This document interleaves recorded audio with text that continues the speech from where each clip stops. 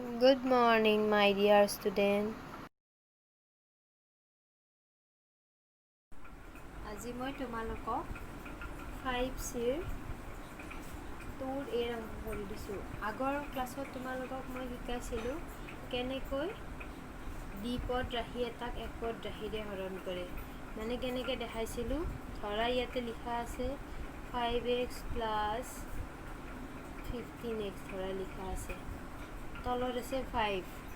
তেতিয়া আমি কি কৰিছিলোঁ, 5ৰে এবাৰ 5xক হৰণ কৰিছিলোঁ আৰু ইয়াতে যি চিন থাকে চেম চিন দিছিলোঁ।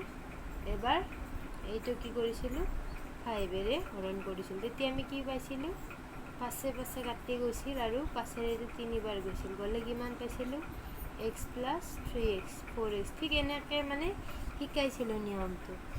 ঠিক সেইটো নিয়মেই ইয়াতে দিয়া আছে, কেৱল দুটা লাইন দিয়া আছে। এতিয়া চোৱা আমি কেনেকৈ কৰিম অংকটো।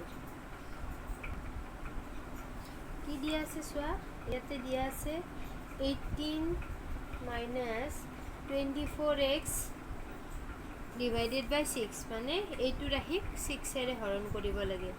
প্লাছ কি দিয়া আছে x³ মাইনাছ 6x স্কুৱেৰক ডিভাইডেড বাই x স্কুৱেৰেৰে হৰণ কৰিব লাগে। তাৰমানে ইয়াতেও এটা দ্বিপদ ৰাশি আছে, এইটো একপদ ৰাশিৰে হৰণ কৰিব লাগিব। ইয়াতেও দ্বিপদ আছে, এই দ্বিপদ ৰাশিটোক এই একপদটোৰে হৰণ কৰিব লাগে। গতিকে এইখিনি আমি কেনেকৈ পাতিব পাৰোঁ চোৱা, 18 মাইনাছ 24x ডিভাইডেড বাই 6 হয়নে, আৰু প্লাছ এইখিনি বস্তুৱে এনেকৈ পাতি লৈছোঁ আমি x³ minus 6x square divided বাই কি হয় এইটো x স্কুৱেৰ।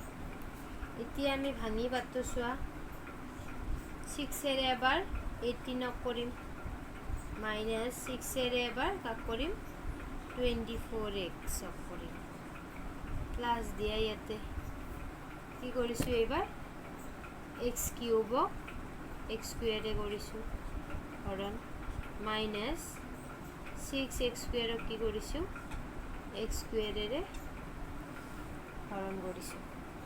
এতিয়া চোৱা এইখিনিত কিবা কাটা কাটি যাবনে চোৱা, 6ৰে 18ক কেইবাৰ গৈছে 3বাৰ, 6ৰে 24ক কিমান গৈছে 4। চোৱা ইয়াতে x স্কুৱেৰ মানে দুটা x আছে, ইয়াতে তিনিটা x আছে, এই দুটা x এইটো কাটি দিলোঁ, থাকিল কিমান অনলি x থাকিল। ইয়াতে চোৱা x স্কুৱেৰ ইয়াতে আছে, ইয়াতে x স্কুৱেৰ আছে, x স্কুৱেৰ কাটি দিলোঁ, থাকিল 6।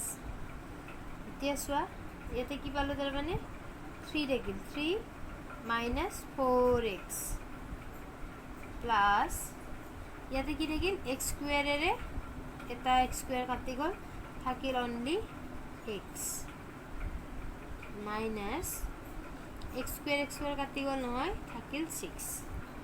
এতিয়া চোৱা এইখিনিৰ পৰা ইয়াতে মাইনাছ 6 আছে, আমি একে একে ৰাশিকেইটা ওচৰত এতিয়া চোৱা পাতি ল'ব পাৰোঁ ইচ্ছা কৰিলে।